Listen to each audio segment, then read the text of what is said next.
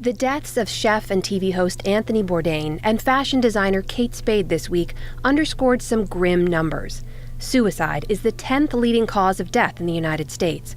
In 2016 alone, nearly 45,000 Americans died by suicide. The Centers for Disease Control and Prevention's latest report found suicide rates have increased in nearly every state in America since 2000. In half of all states, the rate rose more than 25%.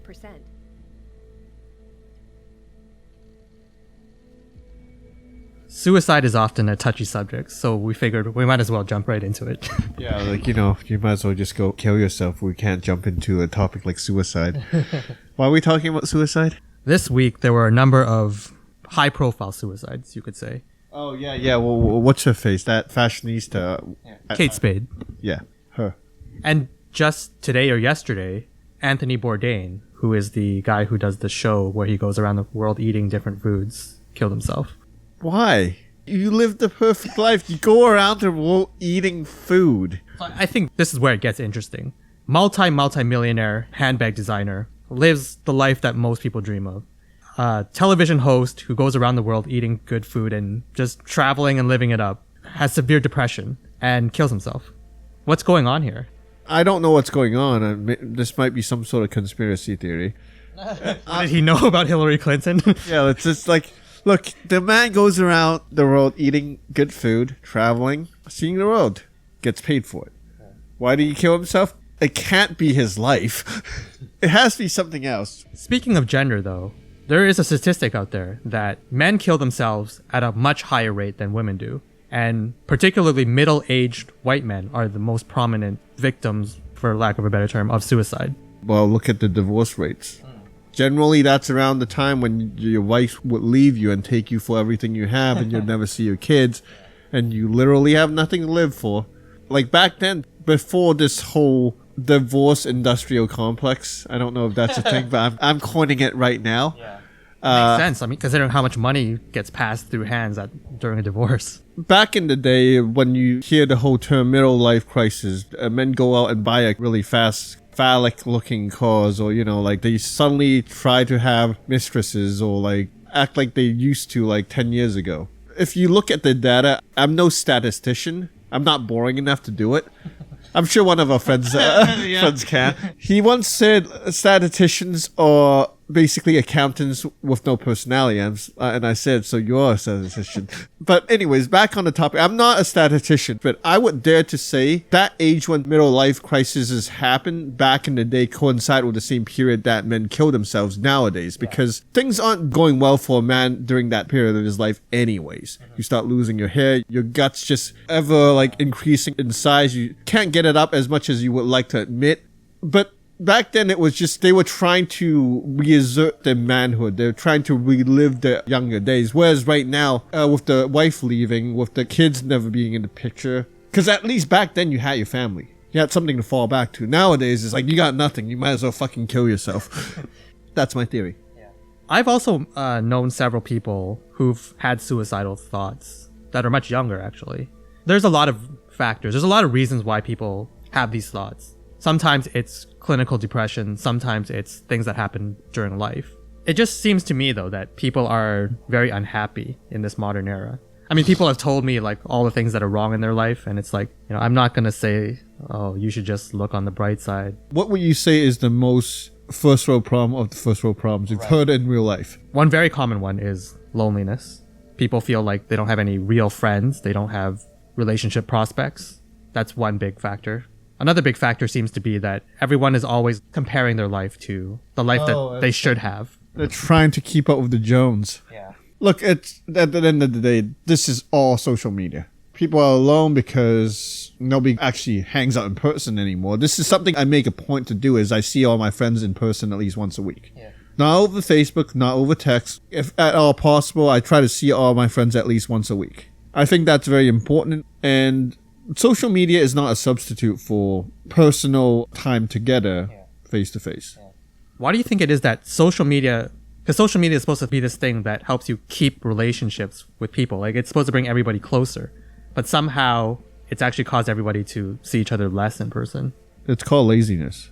Look, after spending 50 hours at the office, even if it's just 40. Sometimes you just want to sit your ass down and not do anything. And social media it enables you to do nothing while feeling like you're socializing. Yeah. But the type of interactions you get through social media and in person are not the same experience. For the most part, I would say, even if you're not trying to do it, the person you are in social media and the person you are in real life, for the most part, are completely separate people. Like, I mean, I'm pretty sloppy as it is, but, think about it. I could be at home, I don't have to shave, I don't have to wash my hair, I don't have to put on pants. All I have to do is get one really nice profile picture taken, and people just think I look like that all the time. I could be talking to you unshaven, unwashed, in my underwear, and you will still think I look as good as my profile pic. It's that laziness that gets to you. One last thing that I wanted to get to is the Jordan Peterson theory, which is that human beings in the modern era have both lost connection to their community as well as lost a sense of purpose in life, which has led to a lot of people feeling lost and not knowing where to go. I would agree with that. That's also why I'm constantly trying to say, hey, we should expand our group, we should build a community, we should network, not the same type of network that yuppies or glassy-eyed entrepreneurs try to do. I'm not trying to make money off this, but it'd be nice to have a community that you could do things with. Yeah. But I also have one final point to make. We talked about this before, with how human in the modern era has lost touch with reality. As in, I don't know how to set a fire because all these gadgets do it for me. Yeah.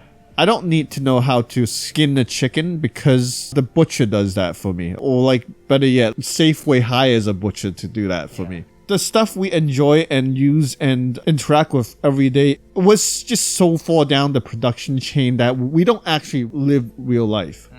And I feel like as a result of that, humans have also lost their understanding of death. I don't know if this is accurate, but I'm always right, so let's just assume I am. You don't hear about people killing themselves in war zones because those people know death and they know it's not a good thing. Whereas you hear all these celebrities or people living we live like kings compared to all these other people on the globe, and we're killing ourselves because to an extent I don't believe we understand what death is. We don't see it enough. We've completely lost touch with the concept because the average person in the first row probably have only seen death 3 times by the time they hit 30. That is a really good point, actually. My first funeral that I ever attended, I think I was in my late 20s. That was when my grandmother died. I had never really seen death before that. You still don't really understand it in a way, I would say. We don't understand death. We don't see enough. Death is not what people imagine it to be. The kid talking about killing himself, he's probably never seen death. Or hell, even people who've gone to a funeral, they've never seen someone die in front of their eyes. Mm-hmm. Yeah. They've never held a man's hand in their own while he lost consciousness. Mm-hmm. And if that's happened to you, you see life differently after you've seen death. You do. I think that's the most important point. Aside from all that other shit too, but... Well, I think the way to sum it up, the other shit is people don't see enough real life. And then the second part is people don't see enough real death. Yeah. We see Hollywood deaths plenty, but And in some ways, Hollywood glorifies death. Well, some movies. Some movies. They make death seem like this romantic, beautiful, sacrifice. I feel like this happens with the younger high school kids. It's wait till I kill myself, then you'll be sorry. Because Hollywood does that. It's oh, they're gone now, I'm so sorry. Except, the truth is probably, yeah, you're gone now and we don't really care. We pretend to care because it's socially unacceptable for us to just say we don't give a shit, but we don't really care.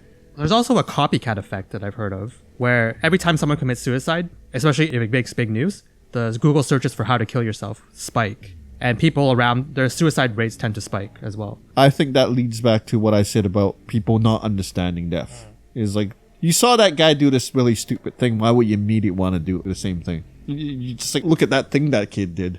Now I'm going to do it. But what a bunch of dumb shits. So usually we like to offer some solutions, but I think this is a very complicated thing. I'm not going to be able to turn it around all that quickly. I don't actually think there's any problems to be solving, to be honest. Look, life is rough. Life is rough for most people. Life might even be rough even when you're a celebrity. Clearly. I mean, look at how many celebrities kill themselves every year. But at the end of the day, it's either you stick with it or you don't. If you don't want to stick with it, it's your life. Who are we to say, don't kill yourself? that's really up to you. But at the same time, if you're a person who has a lot of people who care about you, I think it's worth considering that. Of course, it's you know, worth considering. But if someone, despite all of that, decides like I'm gonna end my life, it's like, well, it is your life. Oftentimes, it's not that rational of a decision. It's not. It's not like I'll weigh the pros and cons. I'll factor this weighted average. You know, E equals MC squared. But Are you saying Einstein killed himself? what did Einstein know about Hillary Clinton?